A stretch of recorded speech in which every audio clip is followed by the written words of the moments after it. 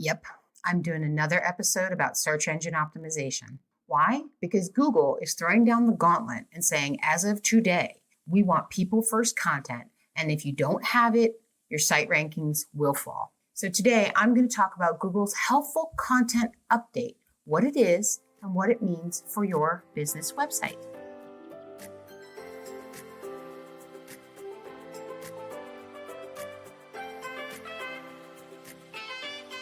Inkyma's Marketing Strategies is a podcast for small business owners hosted by Audrey Kirchner, co-founder and chief marketing strategist at Inkyma, helping you navigate the world of marketing so that you can market your business in the right way, see growth, and thrive regardless of the industry you're in.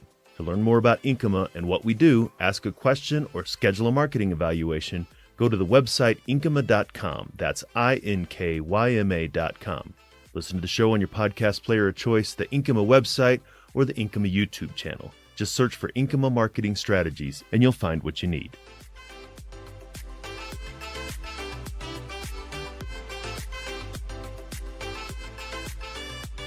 Okay, so before I get started, go to the show notes for this one, folks. I know I say that all the time, but yeah, there's a lot in there, as well as the rough transcript. So I've got articles, podcast episodes, links that I'm going to be mentioning throughout for Google stuff as part of this. And just as a reminder, we are partners with a lot of different software companies because we are an active, running, working marketing agency. And so when we put product links in our show notes and products that we talk about, it's because these are the products that we use to help our clients market their business. So definitely, if you're going to want to use any of those products, please use our links in the show notes. They help us out. They are what keeps this content flowing and being free. So let's talk about the latest Google search announcement. So on August 18th, 2022, Google announced an update called Helpful Content Update. The full rollout is expected to be done by September 8th, 2022, just to give you some timing for when you're listening to this. So as of this recording, that process has started, but it's very much in its infancy, right? So what is it? The update is a move to helpful content. As Google says, it's content written for people, by people, and they're going to elevate or rank that type of content higher in search when we are looking for things. And then also simultaneously, they're going to push down in the rankings content that was really written to get the search engine to push it up for different reasons. They weren't trying to be helpful to people. What they're doing is throwing a bunch of spammy links in there or bad information for whatever reason, right? The article is just not really meant to be helpful. It's really meant to sell something that maybe it has nothing to do with or to get people to click on ads. So as I record this, we're just a couple days after that September 8th rollout. And so we're still in speculation mode for this, meaning we've read it, we've understood it. Articles have been written by subject matter experts in the field. I have my own opinions. So really, how it's going to impact us, we don't know yet. We don't have any hard data, but we're in the industry. We're expecting certain things. We have speculations. I think by the end of 2022, we're going to have a really good idea of what this people first content update means from Google. So what I personally am expecting to see is that those that have created and are creating helpful content for people will see no change or even better. I think we're going to see an uptick in impressions and click-through rates for that type of content. And then those that are playing the game with the bots, right, that are trying to manipulate the search engine with their type of content are going to see their content rankings go down or become nothing or even not even get listed at all, maybe. Like they'll actually get unindexed. Who knows? But that's where I think we're going with this. So let's talk about people first content, right? Because that's what we want going forward as a business owner. So what is people first content? People first content, in my opinion, is articles written to be helpful for people while they're doing research to solve a problem. And if you've listened to any past episodes about strategy, about audience, about content writing, we always want to be helping our potential customers and our existing customers help solve their problem with your products, your services, and what your business does. So from a business context perspective, right, you're writing articles that are going to get served up, generate awareness for your business that talk about the problems that your customers have and how your product or service solves them. So let's put this in the context of an example. And today I'm going to talk about a plumber, right? Plumber has this great, beautiful website, has all the right things on it. And in order to have great search engine optimization, to rank well all over the place, they've got a blog where they write helpful articles. And the type of article could be talking about building a home and not putting the water pipes on any of the outside walls so that they don't freeze in the winter, and about proper pipe placement inside of the walls. Now, someone who is doing an addition or building a home or thinking about either of those two things are going to be doing research about their plumbing. Maybe their existing home has horrific piping, and so it's something that is top of mind to them, and they want to figure out what's the right way that this gets done. This article is going to come up for them. And then the stat, which has been the stat for years and years now, is like something like 90% of the people that read an article that resonates with them, that helps them solve their problem, they want to hire that subject matter expert because it resonates with them. This person gets me. When I start talking about pipes in the wall, they're not going to look at me like I'm weird. So that's what people first content is. And then in the show notes, there is a link to the Google announcement about this update to the content. And in that article, in that page, they also have 6 questions that they want you to ask yourself when you're creating content.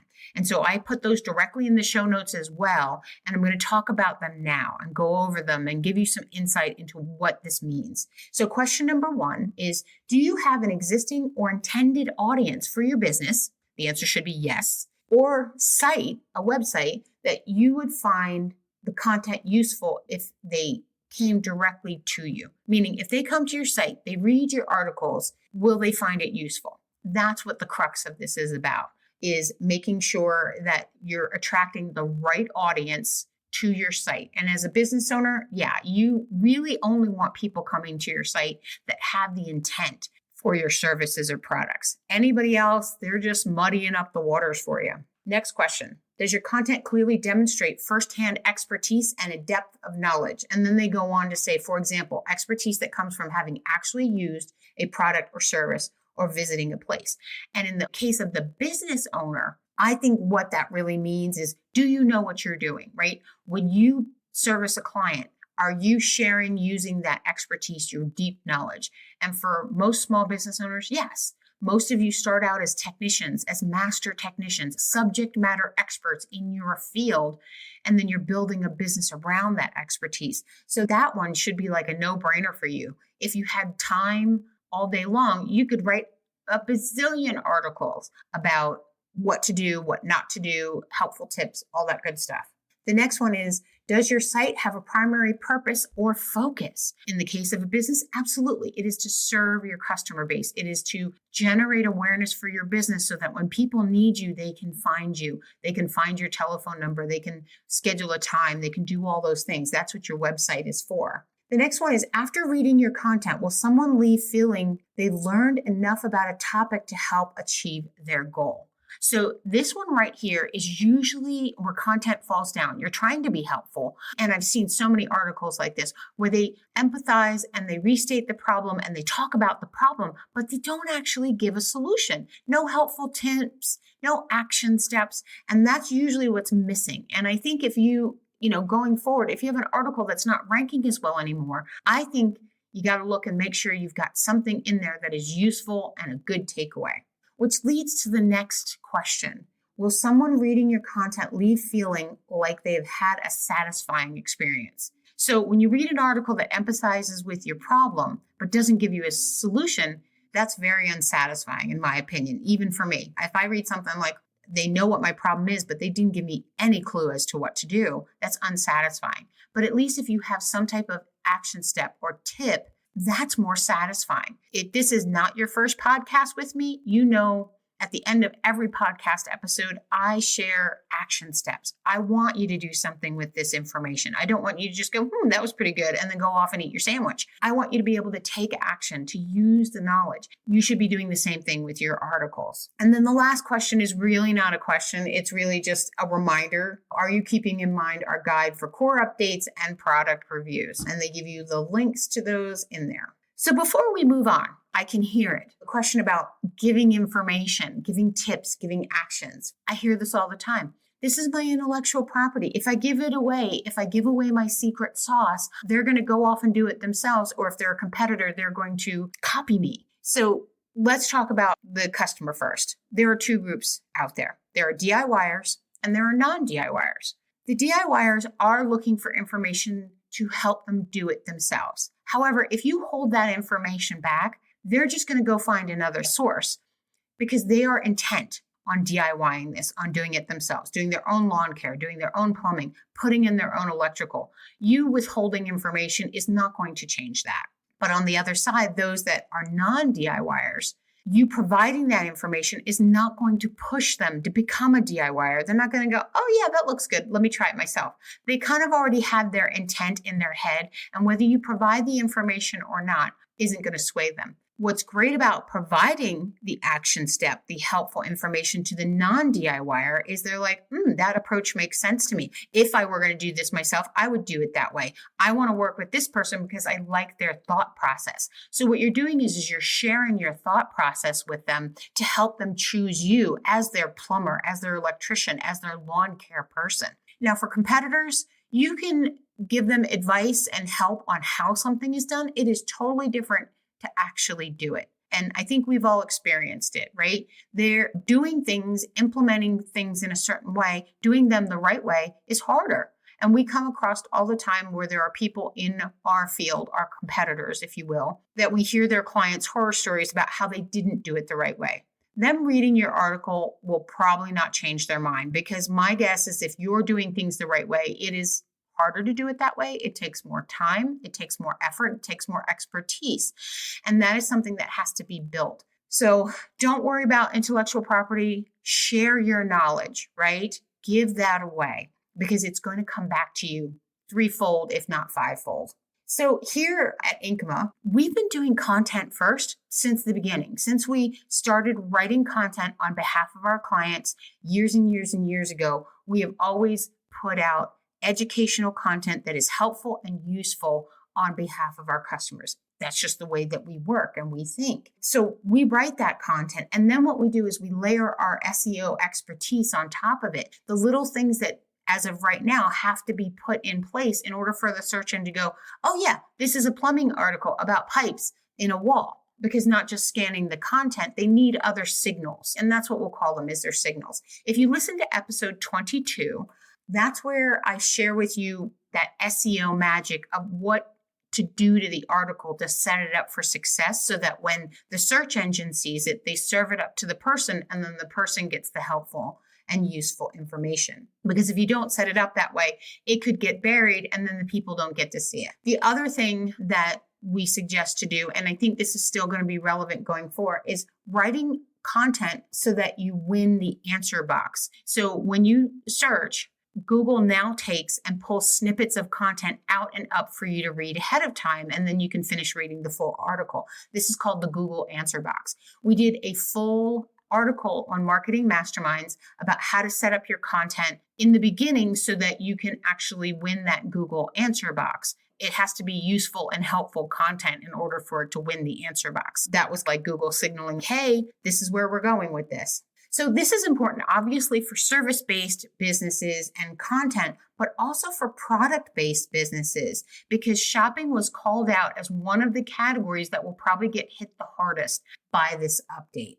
So if you have an e-commerce site or any type of a shopping site, you really want to pay attention to this and understand where it's going. So let's talk about what can you do now? What can you do today? For a WordPress site, which is, what I talk about all the time because that's what we use, I strongly suggest, if you don't already have it, get Rank Math, right? It is a plugin, a search engine optimization plugin. It is the one that we have standardized on because we think it is the best out there, provides the most features for search engine optimization for your entire site. Go listen to episode 40 where I talk about why we really love Rank Math and our favorite features and all that good stuff. So let's talk about what to use Rank Math for right now in this particular instance. Rank Math has been all over this update, right? They put out a lengthy post about what you should be looking at and monitoring in these next couple of months for your website to see what this update or how this update will impact you. And so the link to that article is in the show notes because it's really long. But basically what they're saying is install Rank Math. I recommend Rank Math Pro because there's a bunch of additional features for the paid account, which is not hideously expensive, that are really going to help. But they want you to monitor the Google algorithm that is in the Rank Math dashboard tool. So they give you all the data that's there, and then they tell you how to read it.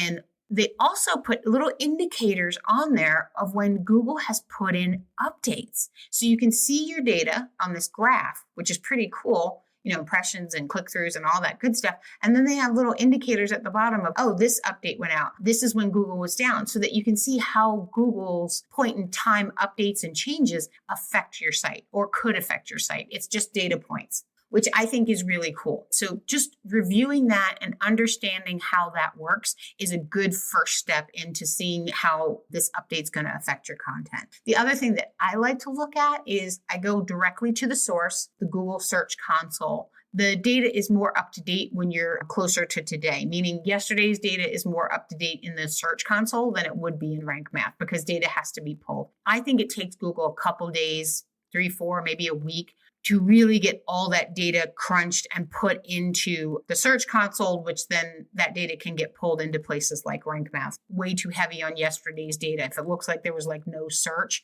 come back tomorrow, you'll see all the impressions and click-throughs for sure. And it might go up in a few days more. The other thing to use Rank Math for, and what we're going to do across the sites, is Rank Math has a grading tool. If you write an article, you have a page, and you've done the SEO things, it grades it from 0 to 100 on how well you're following the current search standards. We don't have any standards yet for this people first content, but I know that they're coming. And so you can see that. And then if you have content that isn't ranked very well or the grading isn't really well, consider going in, reviewing the Rank Math panel and making changes to improve the grading of your particular article, which will then improve your overall grade that Rank Math gives you. I think that is a good exercise to take. Just a word about e-commerce.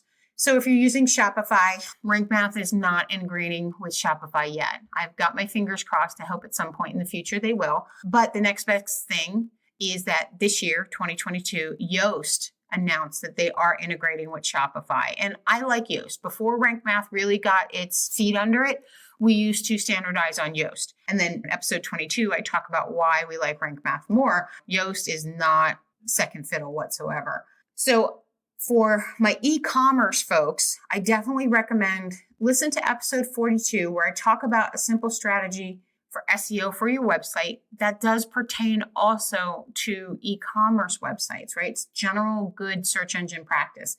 And then episode 73, I talk a lot about Google Merchant Center to help with your SEO. Google has created additional assets like the Merchant Center, like your Google My Business listing panel, to help you increase search awareness for your products, your services, for your site. So definitely take a listen to those. And if you are using WordPress with WooCommerce to do your e-commerce, yes, you can absolutely use Rank Math. And then if you get the Pro version, they actually have a module inside that helps to optimize the e-commerce, the WooCommerce piece as part of Rank Math, which I think is pretty cool. Okay, so lots of information, lots of links. So let's talk about your next action steps. Before I get into the nitty gritty, make sure you go and check out the show notes here. There's all these different links for the Google things I've been talking about in there, the articles, the additional podcast episodes, so that you can just, get a little more well-rounded on this type of a topic.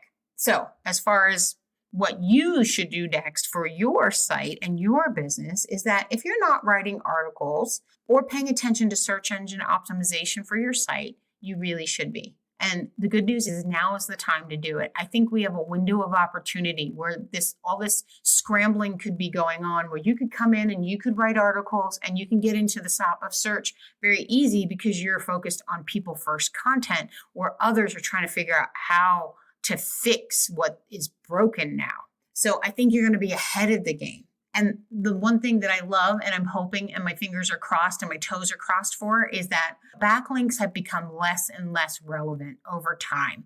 And I'm hoping they become even more less relevant here just because of the fact of trying to get backlinks is such a pain. They had such a high weight in the past on your relevancy in search, where what I'm hoping is with people first content, it's going to really be about the content and not about who's linking back to you as some type of a signaler. So if you have been writing content, if you have been trying to do search engine optimization for your site, yay, I'm so glad. Go back and start reviewing your content. Start with your most relevant content first. That can be found inside of RankMath. They'll tell you like your high achieving content, or you can go to the Google Search Console and do it based off of impressions, clicks, what's ranking well. Look at those well-ranking articles first, right? Because you're doing something right there and you want to keep doing things right there. Then evaluate it. Evaluate it against the Google 6 questions, really 5, and adjust and modify as needed. And then also take a look at RankMath and see how it's graded. Make sure you've got H1 tags. Make sure that you've got a good keyword phrase in there, that you've got pictures that have meta tags. So listen to episode 22. I talk about all that stuff of what you need to do. And so some in the industry, based off of a quote that Google put in this update article, is to remove unhelpful content.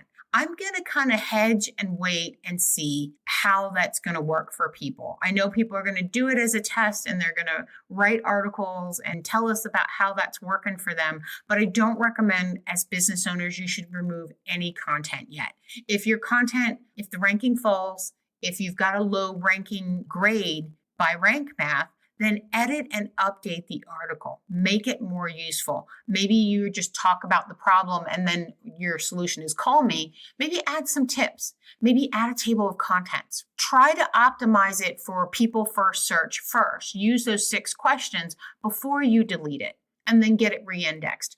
Just as another side is that with RankMath Pro, there are buttons in there where you can actually have it push directly to the console to be indexed immediately, which I think is great. So you can have it searched and indexed instantly, which will probably happen within 24 hours. So you don't have to wait for the engine to pick it up. So that whole remove, delete content, please take it with a grain of salt as a business owner and just wait and see what happens. Try to improve and better your content first. So here are my final thoughts for you on this subject. I'm really excited about this change. Like I said, we've always written highly educational, useful, people-first content. And so I can't wait to see what all of my client sites, what my site with my content are going to do in the next 3 to 6 months. Because of this, I have a feeling it's going to go up. We're going to get rewarded for doing the right thing the whole time. If you want to start writing articles, or maybe you can't write as often, consider hiring someone to do it for you. Agency like mine, or find a good search engine optimization writer that is passionate about people first content. That's the key, right? Not about making the bots happy, because they're in a learning curve deficit right now. They're sitting at the bottom of that curve going, oh, I've got to create content for people. They've got to figure that out. Find someone who doesn't have to figure that out, that has already figured it out, so that you can get content written by a human, not by a bot, to help your search engine optimization of your website. Investing in these articles is probably one of the best things you can do from a marketing perspective, because when it's done right, it's going to be worth its weight in SEO gold. Here at Inkyma, we love to give back to the business community. We are passionate about it. If you go to our website, inkyma.com, INKYMA.com, you can schedule a 45-minute consultation for me, no charge, and we can talk about whatever you want. We can talk about your website, email marketing, we can talk about search, the Google answer box. I love having these conversations. Just click on a schedule a consultation button in the upper right-hand corner, pick your date and time, and we are on the calendar. We also have a contact form on the site. If you've got a question, if you've got a suggestion for a show, I love getting those. Put it in there. All the emails come directly to me. We also share a lot of content on our blog, Marketing Masterminds. We do articles, we do videos, really helpful stuff, product reviews, how to use certain products. So we'll do things like, here's how you use RankMath for this, and here's how you set up this for that. So after you listen to an episode, definitely go over to Marketing Masterminds and see if we've got a video or an article, but I'll usually put it in the show notes. So hopefully you found today's information helpful and useful for your business. If you did, please share it, pass it along. We as a small business community grow and thrive when we help and support each other. And so I appreciate every share, every mention from everybody out there. So thank you so much, and I hope you have an amazing day.